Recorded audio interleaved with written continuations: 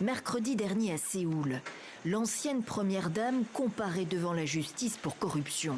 Manipulation boursière, bijoux reçus en cadeau, c'est la chute d'un couple présidentiel, une première en Corée du Sud.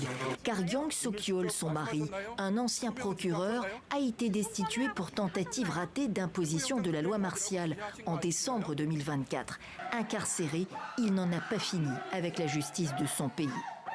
Avant lui, la première présidente sud-coréenne, Park Geun-hye, a écopé de 32 ans de détention pour abus de pouvoir, corruption, coercition et détournement de fonds. Elle a été graciée en 2021. Les anciens présidents rattrapés par la justice de leur pays sont nombreux.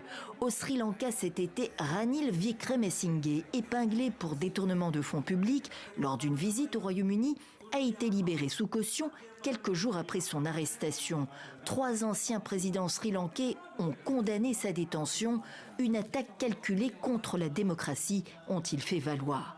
En Amérique latine, au Pérou, pas moins de 4 anciens présidents sont actuellement derrière les barreaux, dont Alejandro Toledo, président de 2001 à 2006, extradé des États-Unis pour répondre de blanchiment d'argent et de corruption durant son mandat.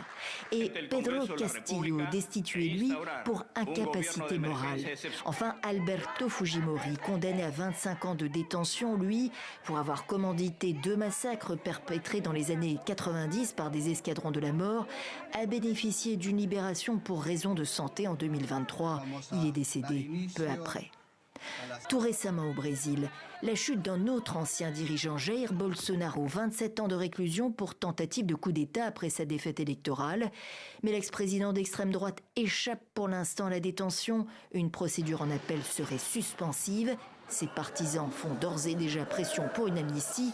Son successeur Lula ne veut pas en entendre parler.